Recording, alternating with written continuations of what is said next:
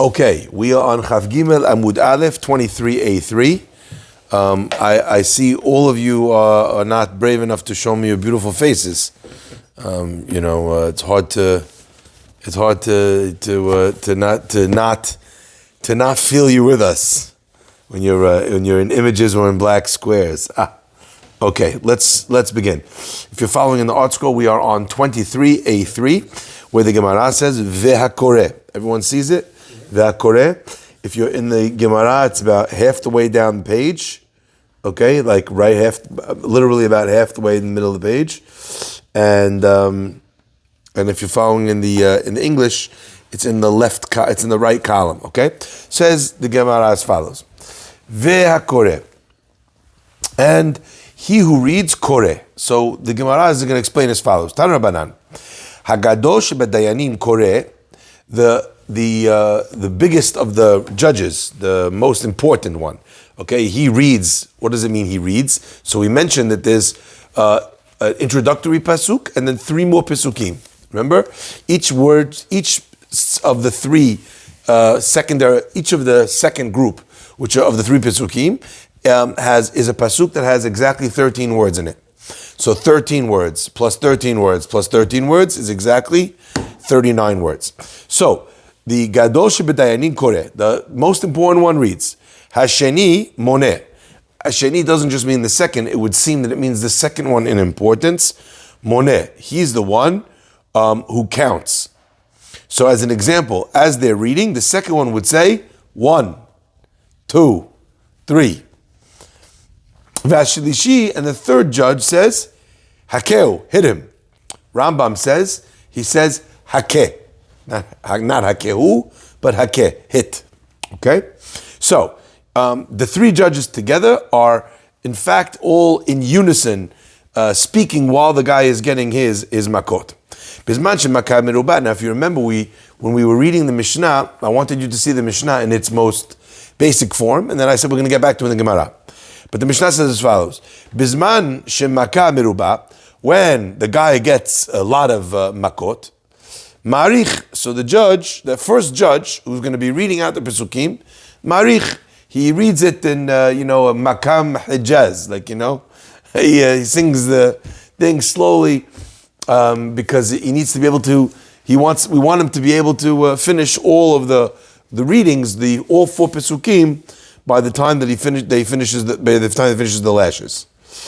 But let's say the guy gets a small amount of makot.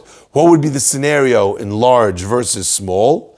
Large is where the Bet Din says the guy is strong, healthy, he can handle 39, okay, whatever, a lot. Mu'etet means Bet Din looks at the guy, they're like, this guy can handle 9, okay? So there's a few. So when it's a few, so he needs to be able to read faster in order to finish in time. Mikatzer, he does it shorter. The Gemara asks, but didn't we learn in the Mishnah? He goes back to the beginning. So why are you telling me that he reads slower or faster? Whatever he's going to read, it lapses. It goes around and he starts again.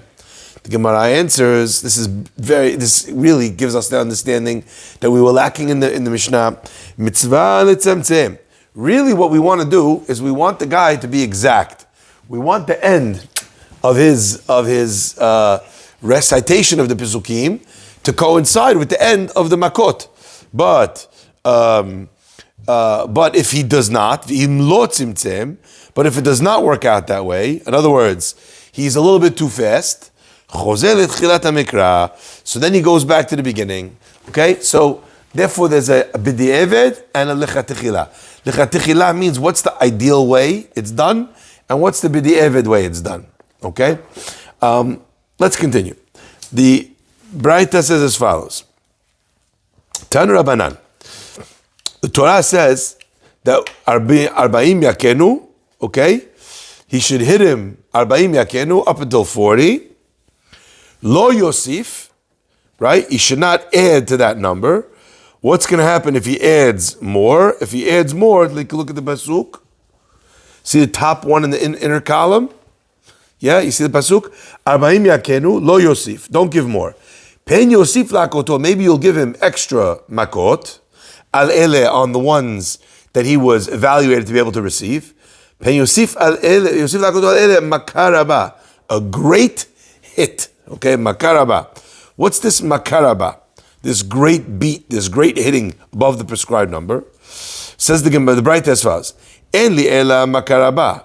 What do I know, right? That we don't worry that you're going to hit him makaraba, a great hitting on top of the makot. In other words, let's say he was evaluated for 3, and I hit him for another 33.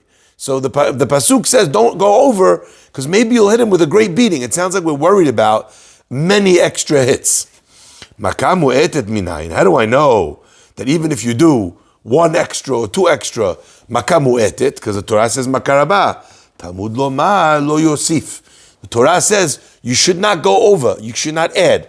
Lo yosif. At what point were you mosif? If you went from 3 to 4, were you mosif? You added.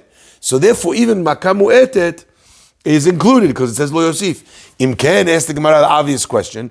Once you told me you can't give 1 extra, why do you need to tell me you can't give a great beating on top of that? Matamud loma makaraba limed al rishonot. The Gemara answers. It comes to teach you about the first element, the first makot that he got. Shehen makaraba. Those are also a makaraba in the fact that you gave them with a tremendous amount of strength. Remember, we asked earlier on, why is it that the agent needs to give bechol kocho with all of his might? Because the pasuk says he gives makaraba. So we learn from the words makaraba that he has to do he has to give it, like if you remember, we said he lifts it with 2 hands and he brings it down with 1 in order that he should do it as much as possible, as strong as possible. The last part of the Mishnah says as follows: we had a machloket between the Mishnah and the Stam Mishnah and Rabbi Yehuda. We said an idea that if a person soils himself from the Makkot, they don't hit him anymore. Why? And we already explained, because he's humiliated from that process. And like the pasuk says, "V'nikla achicha le'enecha," and your brother is humiliated from before you. Once he's been humiliated by losing control of his bowels, nothing more embarrassing than that. So we already don't have to give him the rest of the Makkot. Now the Gemara, if you remember, let's go back to the Mishnah for 1 second. Okay, it's the last part of the Mishnah. Mishnah said, turn back. Nitkalkel, what happens if the guy lost control? Ben berei, ben b'mayim, whether it's number 2 or number 1, right? Patur. There's no more lashes after that. Rabbi Yehuda says, ha'ish berei, by a man, if he loses his control of his bowels with regards to number 2, v'ha'isha b'mayim, and a woman, even if all she loses control is with regards to number 1. Okay? That's the machloket between the Tanakama and Rabbi Yehuda. Says the Gemara,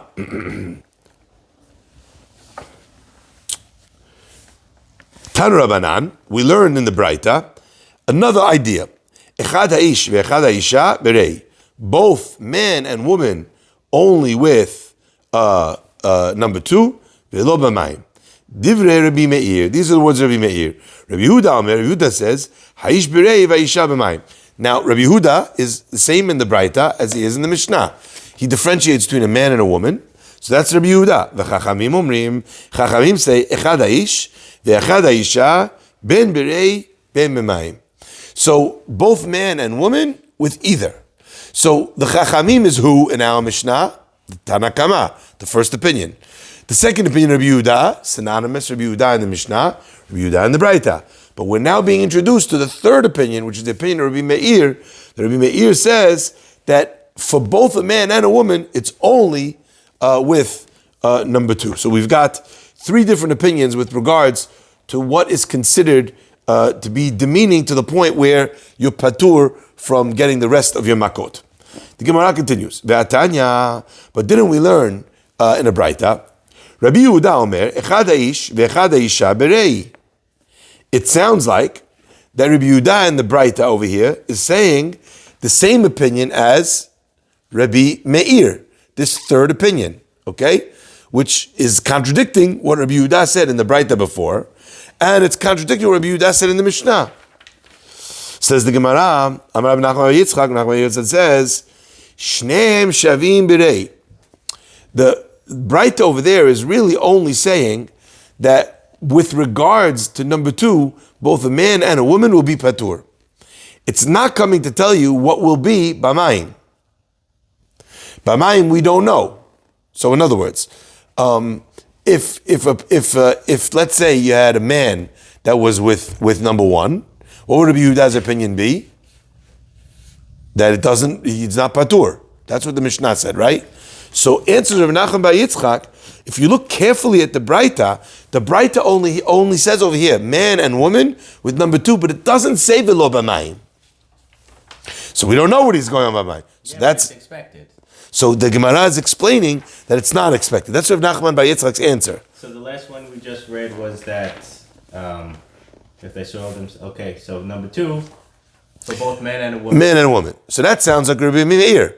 And also sounds not like Rabbi Yehuda, who says man and woman, obviously b'rei, but a woman even b'mayim.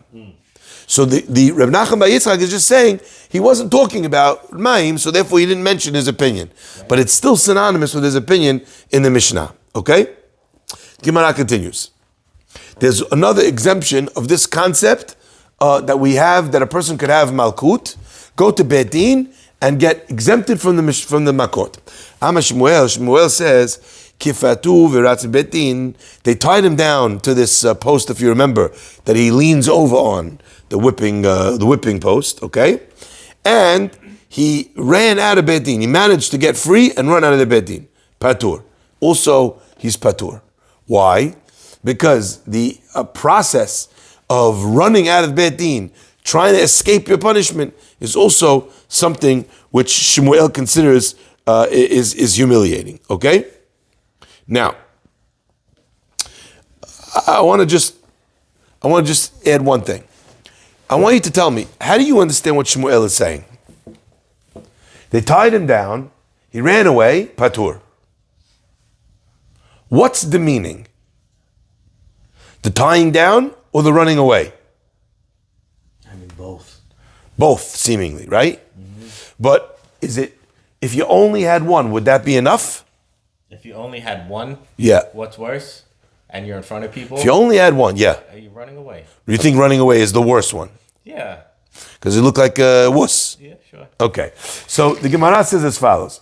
The Gemara at this point has not come to a conclusion yet what Shmuel meant when he said, if they tie him down and he runs away, what the halakha would be.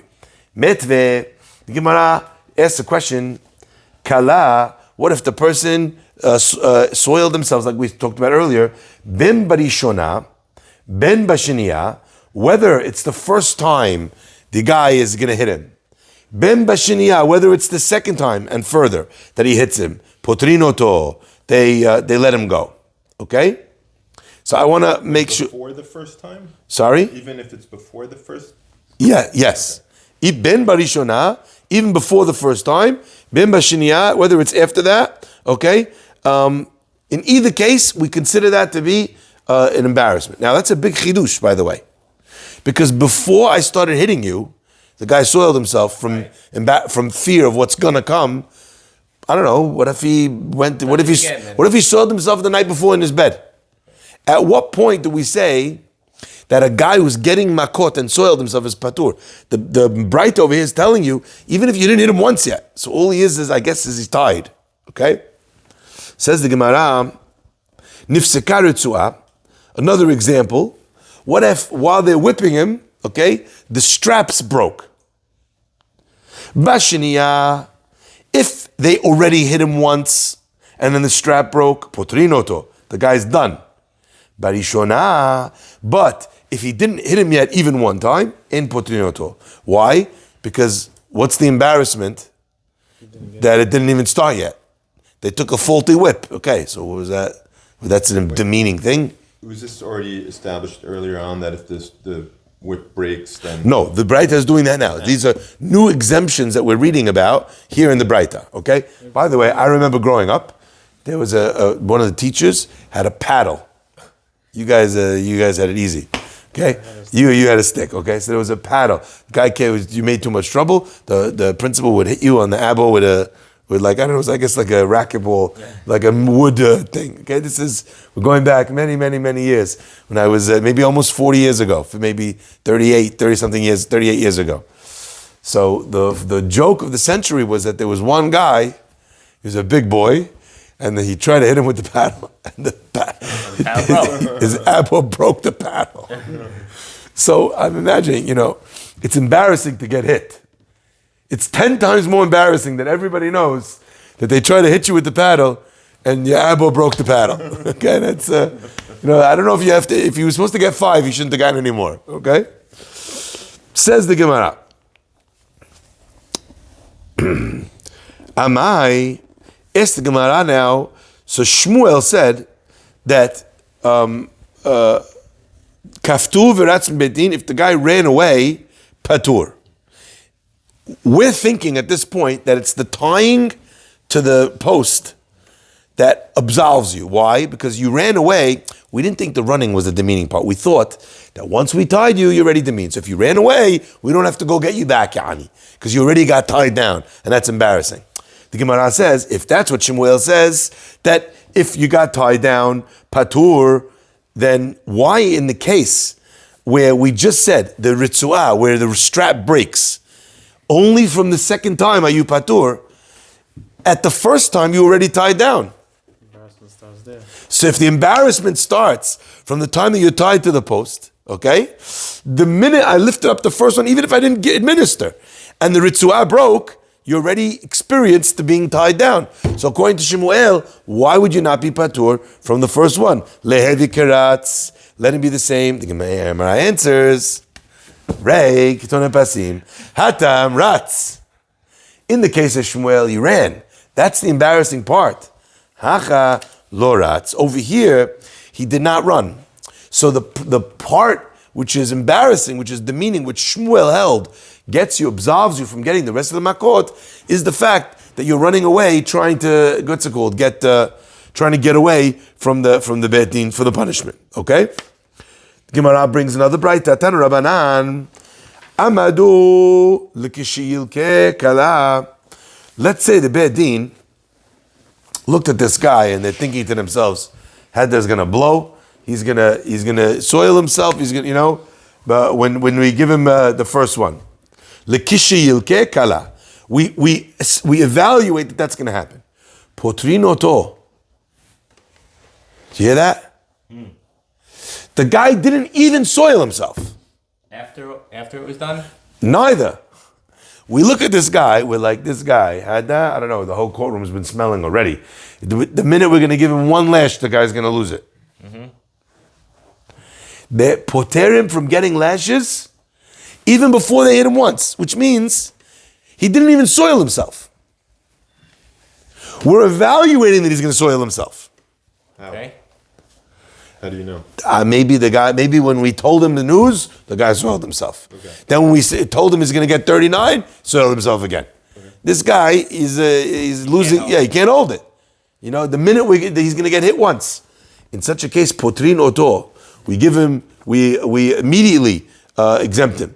The kishiyitzim bedin kala. What if they evaluate that the guy, he can handle it, but after he goes, he's going to lose control? Malkin oto.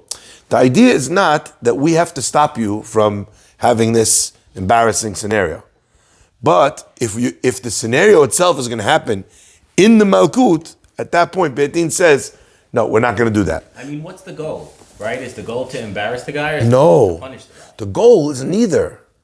The goal is to cause the guy to do teshuvah.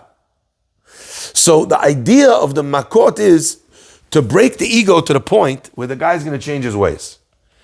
Who cares if he changes his ways because he needs to change his underwear, or if he's changing his ways because he got beat up? Okay. So that's the point.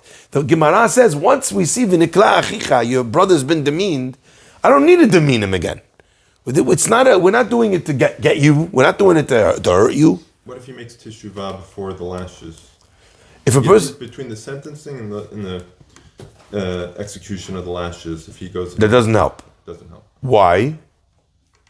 Because only God could possibly know if the teshuvah is real. Right. But in terms of administering and seeing him demeaned by this, so that there's an impediment and there's a reason why he won't do this again, that you have when he's demeaned. Okay, Vilood, says the Gemara, El afilu kala b'techila, even if the guy, let's say the guy soiled himself before they started the lashing, malkinoto. So before or after, if he soils himself, it's got nothing to do with the malkut. It's only if during the malkut we know, or during the malkut he does soil himself at that point, because we mention this idea of the demeaning part only within the context of getting lashes. Yeah? Right. Okay.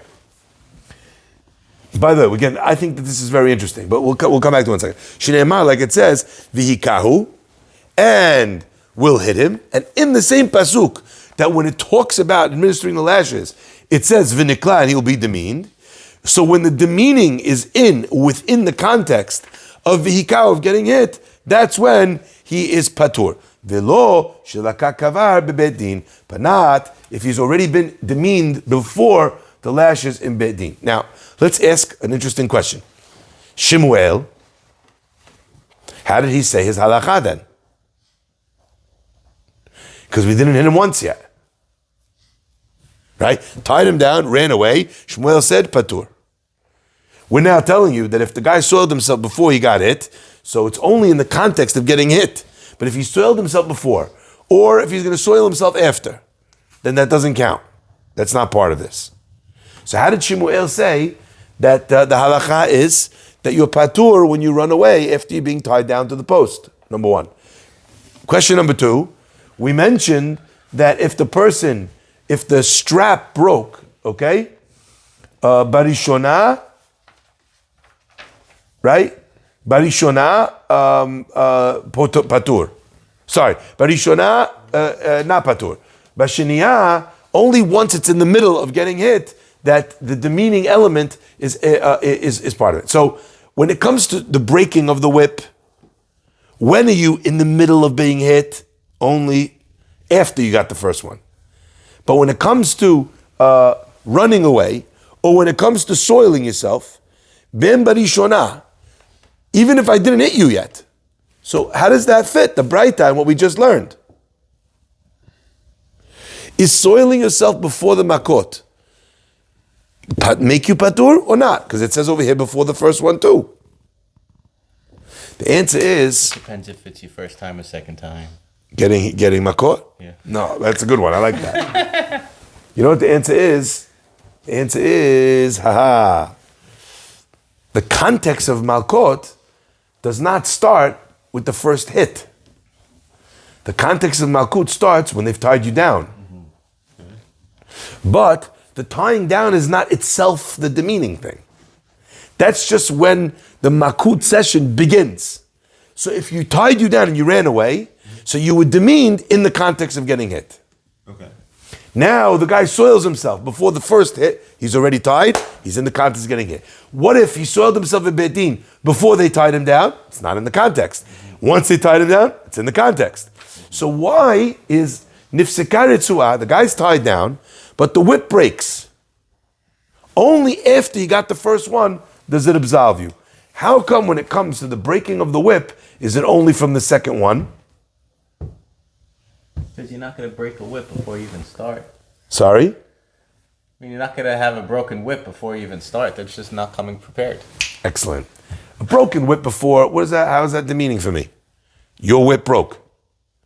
Once he got one makkah, the one makkah was demeaning.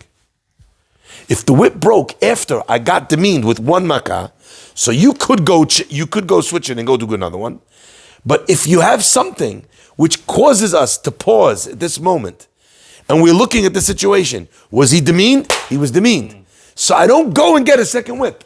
Fascinating. I don't understand. You got it? So it's not that the whip itself is the breaking of the whip is demeaning. I thought that it was the tying him down that was when he's demeaned because he's tied down. Oh, so that's why I was differentiating. There's two separate things here. One is what is demeaning. The second thing is that demeaning thing has to happen in the context of being hit. At what point do we say that you're in the time frame of being hit? From when they tie you down. The tying down itself is not enough to be considered demeaning. You know why? Because if it was, then there'd never be a case where you gave Makkot. Exactly. Because every time you tied the guy down, patur, he's demeaned. Yeah. Right. No, that's part of how it works. So this is not demeaning. It's not the tying down that's demeaning. What's demeaning is that after they tied you down, the guy undoes it. He's running around like a chicken and they're chasing him around the Beit Din. You know? It's a combination of being tied down and then running away. No, it's not a combination. Tied down just is the starting shot of the race. Okay. So if, as an example, he got demeaned before they tied him down, or let's say he walks into Beit Din, they have not yet tied him down. The guy tries escaping Beit Din. Right. That's not demeaned in the context of getting hit. Yeah, got it? No. The Torah only said, It's like walking into a courtroom, like you have all the cameras. Like, okay, is that the bad part? Yeah, it's embarrassing, but like you didn't even start yet. you didn't start yet. The point at which we say that the fact that you've been demeaned is you've got your punishment is only when the punishment starts and then you're demeaned. So you tie me down, the whip breaks, I then soil myself. Yeah, but you missed The whip breaking is not necessary because if you soil yourself, then that's already a get out of jail free. All right, so the whip breaks first. So then you're going to say, okay, we have to get a new whip. But then if I soil myself, Well, then we're no longer gonna get you're the mixing cases. new- I'm combining the two. You're combining the two. Like, Soiling at any point, Right. once the guy's been tied down, once he's tied down, only once he's tied down, makes you but patur. not number one. Some guys number one. It depends. 3 opinions, right? One opinion, man and woman, either or. One opinion, men number 2, women number 1. One opinion, both man and woman, only number 2. Okay? So we have 3 different opinions. But assuming, so in other words, going to the bathroom is always demeaning. But just because you were demeaned, let's say you did it before you were tied, that doesn't get you out of Beit Din. Or what happens if we know that you're going to you're going to soil yourself after you leave Beit Din? Also not. Okay? If we just know you're going to soil yourself, once we get you, already that's enough to get you patur. So soiling yourself is demeaning, but demeaning only works as a patur in the context of Makkot. And that context begins... Has its own definition of demeaning here. What does?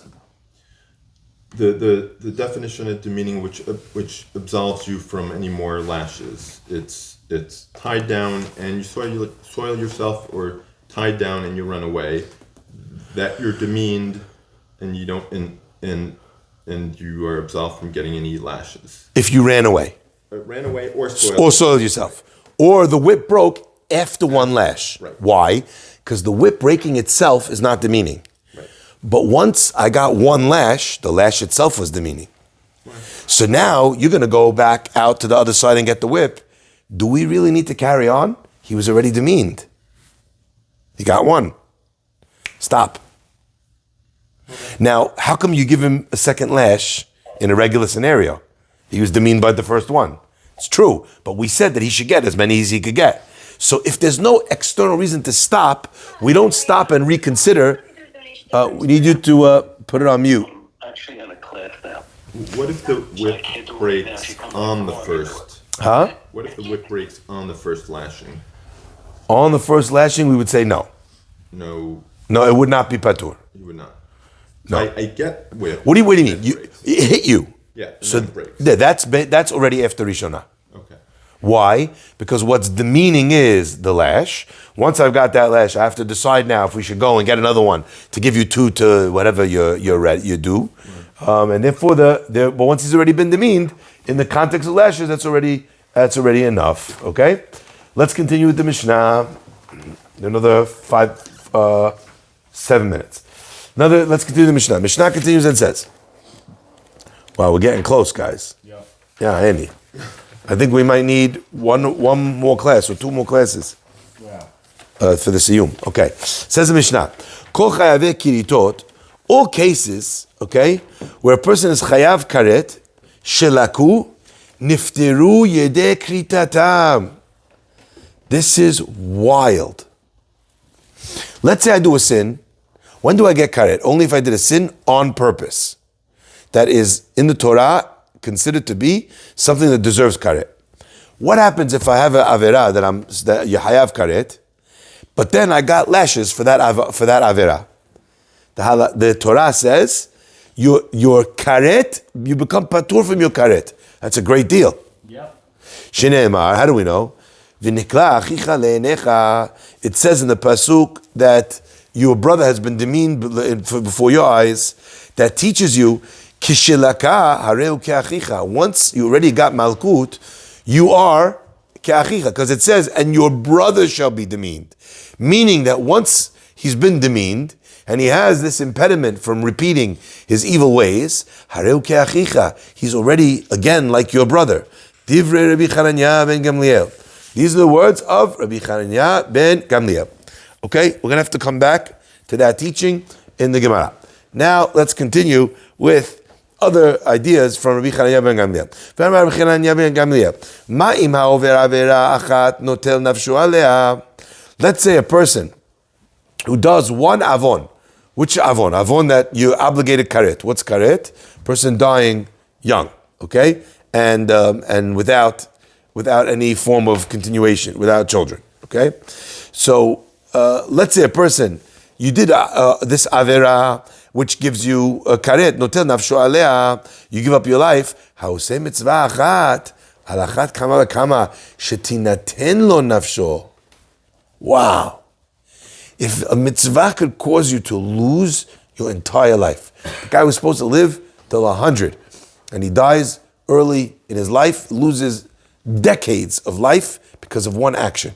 Says Rabbi Chananya ben Gamliel, if you could lose decades of life from one avon, surely you could also, how much more so, could you earn decades of life from one mitzvah? I like that. Beautiful, huh?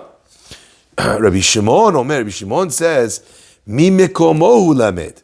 We could learn this from its own place. You don't have to have a kal v'chomer. You just said alachat kam v'kam. Now, what did Rabbi Chananya ben Gamliel mean when he said alachat kam v'kam? How much more so? What's the how much more so? It's relying on an idea that we've already seen a few different times. The idea was midat tova miruba. You know what that means? God says that I hold on to your sin, right? If the children are doing it, al shileshim ve'al ribeim, on 3 and 4 generations. Okay?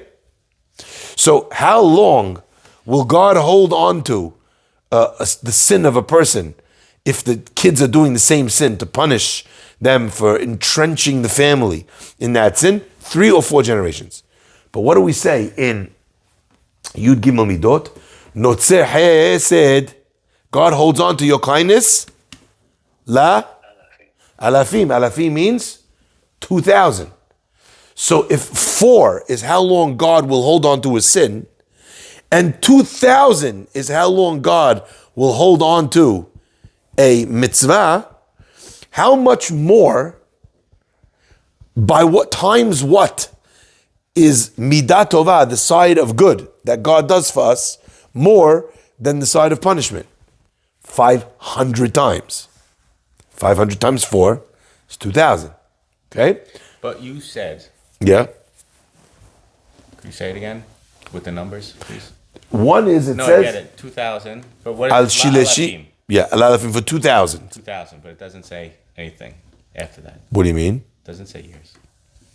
La alafim, we're assuming generations. Okay, and what does it say with the 4? Al shileshim ve'al ribeim, on 3 and on 4. Oh, so it doesn't say anything after. Also not. On either case. Okay, fine. Okay? So on maximum 4, and the other one is 2,000. 2,000 divided by 4 is 500. That means that anything positive, reward is 500 times more powerful than punishment. Mm-hmm. So if you could lose 50 years of your life for one act, you could definitely do one mitzvah and gain 50 years. Rabbi Shimon says you don't need a kal v'chomer. You don't need a kal v'chomer like we just did, which means like if this, how much more so? But rather mimekomo, you could learn it from the pasuk itself. Shneimar, like it says, V'nichretu hanefashot haosot. And the souls that did this sin will be cut off. Okay? Ve'omer, but right before that it says, Asher ya'aseh otam ha'adam v'chai b'hem.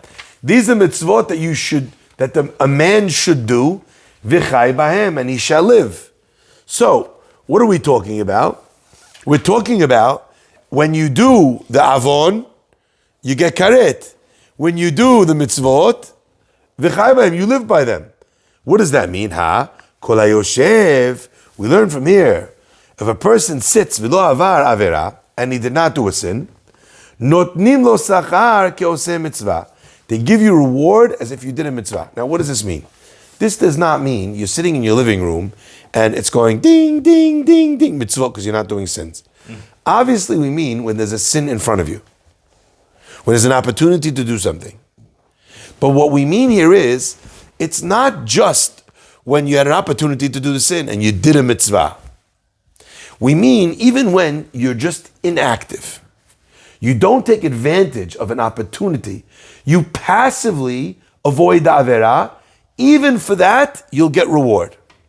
So it's not just positive mitzvot, it's just not breaking negative mitzvot also. Sorry? So it's not just for doing positive mitzvot, it's also for not breaking or not violating negative mitzvot, which you have the opportunity to do so. Okay? Are you not allowed to make a neder on not doing a negative thing? So that's a good question. We have to learn that when we get to Masechet Nedarim. In the Masechet Nedarim, the Mishnah says, brings a pasuk, Nishba'ati v'akayema, lishmor mishpetei tzidkecha. I swore and I shall keep, lishmor mishpetei tzidkecha, to keep the laws of your justice. The Gemara says that the great tzaddikim would take nedarim on themselves as an extra fence. So let's say, as an example, they're looking at something, they're like, oh, maybe it's kosher, maybe it's not, according to this opinion, according to that opinion. But then they decide they don't want to do it. They're like, I swear I'm not going to eat it. Okay. That created for them an extra barrier for sin. Which is? That's called, in the language of the Gemara, nedarim, nedre tzaddikim. The nedarim of tzaddikim. Mm-hmm. But if you're not a tzaddik, we tell you that that's not an advisable pathway to take. Mm-hmm. You know why? Because we're so weak and we do the avon. Now we added a neder. Now we broke the avon and the neder. And that's what we say in the prayer, in the high holidays, we say, and really I should say, after I do all the vidui, and really I should say I'm never going to sin again. But you know me, I'm made of flesh and blood. Right. And I make mistakes. And then, Hosafti, I would have added on my sin, which was a sin of weakness, of a avon, I would have added a pesha, an even more sin. Because now I swore I'm not going to do it. So I'm a double whammy. Right. Okay? So therefore we don't say it. So only tzaddikim were the ones that made these type of nedarim to protect themselves to not do a sin. So then bringing that back here, when you have something negative, something that you're not supposed to do staring at you, yeah, and then you make it a mitzvah. How do you make it? What's the mitzvah? The point is that if I say I'm not going to do it, I'm just going to sit here, and you can't control yourself from engaging in it and not. Like as an example, Sapphires. What? Sapphires. I don't know what that is. Diamonds? Forget it. What about, okay, I'm having coffee with a friend, I think about Lashon Hara, but I don't say it. Is that Yes. rewarded? Yes. Even though you didn't do anything, you just didn't do something. Okay? As an example, someone's inviting you in to do something, and you think to yourself, you know what? If I do that, it might be a bad thing if I do that. Okay. So if you say, I'm just gonna stay home. I'm really tired. You're gonna take a nap. You could get sachar for taking a nap. Sachar is? Reward in Shamayim. For not doing. Your nap is a mitzvah. Because you're using the nap as a way to not do that thing. Very interesting. Okay? All right, we'll talk more about that at a different time. Okay. I think we're done. We'll continue from this point in the Mishnah, Be'ezat Hashem, on Sunday. Baruch Hanei Le'olam, Amen ve'amen. Yeah. Guys, we could be finished in another maybe 2 sessions, or 3 maybe, max. We got to plan the siyum. Good thing is,